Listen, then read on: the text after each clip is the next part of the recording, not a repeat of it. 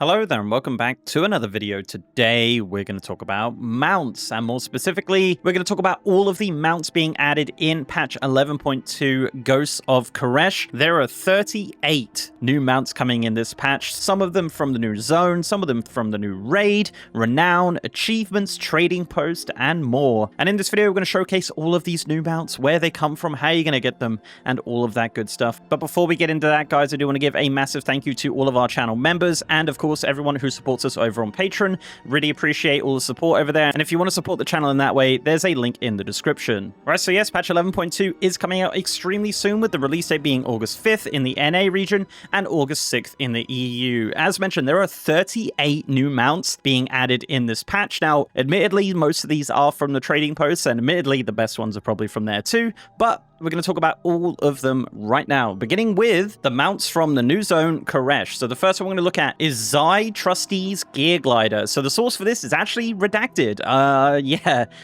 Start off with one we're not really too sure about. So this is likely a secret mount you're going to get in Koresh. The description for this is: Cartel Zai trades in many currencies. None are as valuable to its inner circle as loyalty. So yeah, not too sure on that one. Could be a secret rep grind potentially. There's nothing in the game files to suggest that, but yeah, very, very interesting. There seems to be a secret mount in Koresh that I'm sure will be figured out shortly after the patch launches. The next mount is the Lavender Karok. This uses the model of the Dread Raven, I believe. This is a new kind of crow-looking mount which is available in Koresh. This particular one is from a new currency which you attain through phase diving, and it's going to cost 10 of that. So about 2 weeks of grinding, you'll be able to get this new mount. There are several new mounts using this model, and I think it looks pretty good for the most part. Sticking with phase diving, we also have the Acidic Void Creeper. This is also from phase diving and will cost 7 of the currency. You get 7 a week, so yeah, you're going to get this in week 1 if you do really want it. Obviously a ground mount, and it's just kind of one of those new Koresh bug mounts. Again, we're going to see a few of these on this list, and this is the Acidic Void Creeper from phase diving. Our next mount is the Resplendent Karok. Yeah, I told you there's a few more of these coming up.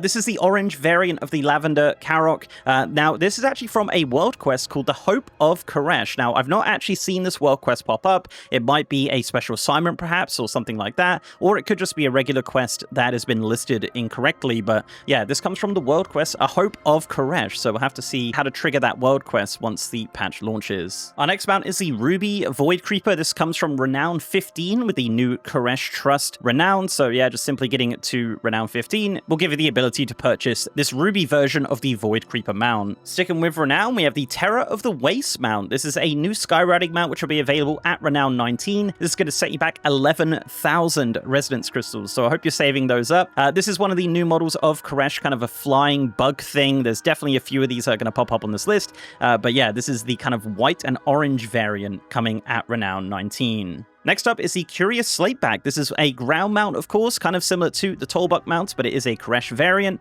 This comes from the Wriggling Pinnacle Cache. The Wriggling Pinnacle Cache is the weekly reward from Ecological Succession, which is one of the systems in Koresh. Essentially, just fill the bar by doing weekly quests and daily quests and things like that, and then you'll get a cache, and inside that cache is a chance of getting the Curious Slateback. I actually did get this on PTR, so can confirm it does drop, and can confirm I will never get it on live. The next mount is Blue Barry, and this is rewarded from the quest A Blue for You. So this is actually a reward from a questline which is unlocked at Renown 9 with the Koresh Trust. This is a questline that will take a couple of days to complete as you complete your quests, and you have to wait a day. But yeah, it will take you around Tazavesh doing some different errands for different NPCs, eventually culminating with the quest A Blue for You, which will reward you with the Blue Barry mount. So yeah, basically it's from Renown 9. Our next mount is the Pearlescent Crowlusk. Yes, this is not a new model. This is something we saw back in BFA. There's a lot of Crowlusks around Koresh.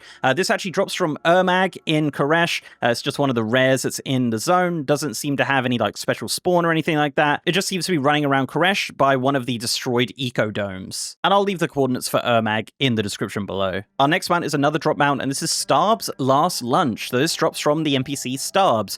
Now, Starbs is a rare NPC that is attacking the ecodome in the Oasis. Now, if you're not in phase diving, you can't interact with him, but you can see him. And then when you enter enter phase diving, you can actually port up to him using your Reshi wraps, and the fight kind of works out like a Crash Bandicoot boss. You got to jump between platforms and things like that. Once the rare is dead, obviously you just loot it and hope that Starb's Last Lunch does drop. But yeah, from what I can gather, I haven't got it yet, so it's probably a low drop rate. And finally, for the Koresh zone, we have the Translocated Gorger. This is listed as a drop from the Devourer Swarms. So the Devourer Swarms is an event that happens periodically inside Koresh. It comes up on the map as like a rare icon. Basically, you go into the area, you kill a bunch of Devourers, and then you kill a kind of rare Devourer.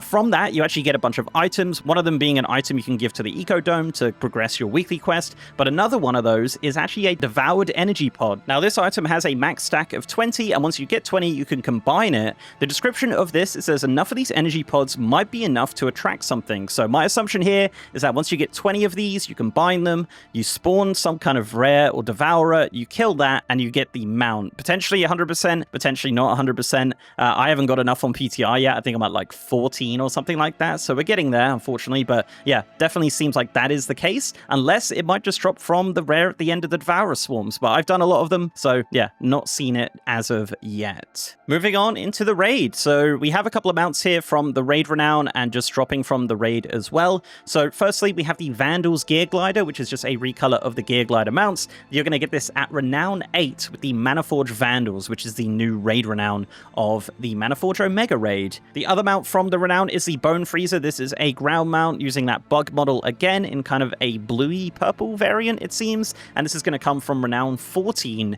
with the Manaforge Vandals. Moving into actual drops from the raid, the head of the curve mount this season is the Royal Void Wing. So this is from the quest A Twilight Oath's End. This mount obviously uses the model of the Void Wing mount from Nihilotha, I think it was, but it has a fun little crown on it. So you're going to get that from defeating Dimensius on heroic mode. And finally from the raid, the best mount by far is the Unbound Star Eater. This is from Dimensius on mythic mode, which is the last boss of the raid. Yeah, this is the mythic mount for Season 3 of The War Within, and by far one of my favorite mounts they've made in a very, very long time. Obviously uses a very similar model to the Nether Drakes, but the details on this are fantastic. And yeah, the Unbound Star Eater is certainly going to be a mount that I'll get in a couple of expansions time, but certainly some of you will get from mythic raiding in Season 3. Also from the raid, we have the Umbral Karok. This is going to be your Glory of the Omega Raider reward. This is a blacky blue version of the Karok mount. We've seen a few of these in this video. So yeah, the reward from Glory of the Omega Raider is the Umbral Karok. Moving into some achievement mounts, we have the Terror of the Night mount. This is from the achievement Vigilante. So to get this, you need to complete all of the warrants in Koresh. Now, warrants are a weekly activity in Koresh, which is started in Tazavesh, which essentially just gets you kind of going on a wild goose chase to kill a specific rare every week. Now, there are 6 of these in total, so it will take 6 weeks of warrants. Presumably, we're going to get a new one every week, and I don't think they're going to repeat, hopefully. But yeah, at the bare minimum, it's going to take 6 weeks to complete this. But once you've done each of the individual warrants, you'll get the Terror of the Night mount. Another mount is the Phase Lost Slateback. This is from the achievement Phase Lost and Found. So to complete this achievement, you need to gather all of the Phase Lost item appearances from phase diving. These drop at a chance from like Phase Lost orbs, which are spawned around phase diving. They come from NPCs, but there is also some kind of around. You just got to run through them and hope that something drops from them. There's a ton of different Phase Lost appearances here, which are just kind of unused appearances from World of Warcraft, which is really cool. But once you've collected them all, you'll get the Phase Lost Slateback, which is a kind of phased version of the Slateback. You also ride this during phase diving as well. So once you're running around phase diving, you would have already seen this mount a lot. But to get your very own version, you just got to complete this achievement. Some more achievement mounts. We have the Azure Void Flyer. This is from getting Keystone Master in Season 3. So this is your KSM mount for Season 3. A very, very cool looking mount. It is a, Void Flyer, but it's kind of a more glowy purple variant of that, which I really, really like. And also as well, you're going to get the Scarlet Void Flyer for getting Keystone Legend, which is, a slightly different recolor of that. But regardless, very cool looking mounts for people who do Mythic Plus. Moving on into Delves, we have a new Delve mount in Season 3. This is the Delver's Mana Skimmer. So this does use the same model as the Season 1 and Season 2 mounts, but it has its own sort of appearances that are very ethereal themed, which are really, really cool. So yeah, you're going to unlock these obviously through the Delver's Journey and things like that. There is also a super epic version for completing Kaiveza, which is the Delve Nemesis on **** difficulty, which is this kind of crazy void variant of the mount. So yeah, you're going to get that at the start of the season from a very simple quest from Bran, and you'll get customizations throughout the season like we have previously. Moving on into PvP mounts, of course, we have two new Vicious mounts. We have the Vicious Void Creeper for the Alliance. This is a purple variant of the Bug mount with like some really awesome looking armor on it. No Alliance decals though, which is really interesting. For the Horde, we have a more orange variant of that mount, once again with no Horde decals on it, but both those will be available as Vicious mounts in Season 3. And also the Gladiator mount this season, which is kind of interesting. So the Astral Gladiator's Fellbat originally didn't have a very good model. People complained, they weren't happy with it, so Blizzard went ahead and updated the model into this new Void variant of the Fellbat. Now, it is still a Fellbat, that is true, but it does look a lot better, and it does look more ethereal themed. So good job, Blizzard, for changing it, and good job, community, for kind of making your voices heard on this. I'm sure the Gladiators are very happy with their new redesigned Fellbat. Okay, moving on into Trading Post and kind of drop and event mounts and things like that. Let's start with a very, very cool looking collection of mounts, and these are the new Elec mounts. So there are 4 variants of these. We have the Thunder Ridged Elec, we have the Cinder Seared Elec, the Void Razored Elec, and the Legion Forged Elec. I absolutely love the details on all of these mounts. I just think they're so great looking. I love all the voidy fell cracks throughout them. The armor looks super detailed as well. Obviously, these are ground mounts, but they're extremely cool looking. As of right now, all 4 of these are listed as a trading post, but the Legion Forged Elec has been listed at 550 traders tender, but the rest we're not too sure on. I really hope that they don't put all of these on the trading post and some of them do end up being mounts for Legion Remix, which is upcoming. Our next collection of mounts are the new Headless Horseman's mounts. So we have the Headless Horseman's Chilling Charger, we have the Headless Horseman's Ghoulish Charger, the Headless Horseman's Burning Charger, and the Headless Horseman's Hallowed Charger.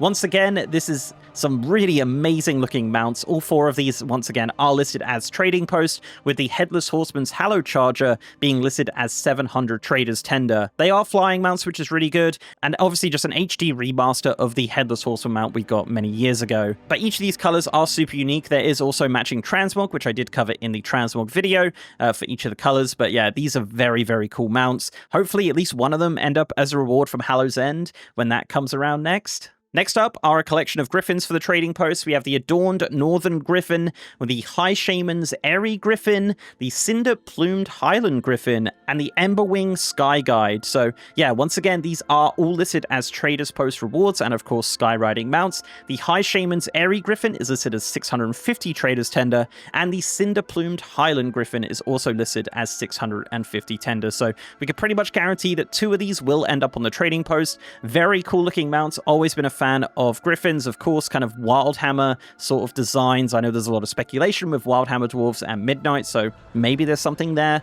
But regardless, very, very cool looking mounts. There is also a matching transmog, which was covered in the transmog video as well. So lots of dwarf stuff going on, but these are available for all races, of course, and will potentially end up on the trading post. Another trading post mount is the Ornery Breeze Strider. This is just a random recolor of the Argus Toolbuck mounts. Not too sure why that exists, but it is going to go on the trading post at some point, and it's going to cost 325 tender, but yeah, not too much to talk about that. And finally, our 38th mount, the Brewfest Barrel Bomber. This is a new mount which will drop from Corin Diabrew in Brewfest. We don't know any other details beyond that, but this is a very cool looking mount using the similar model to like Mimron's head and things of that nature.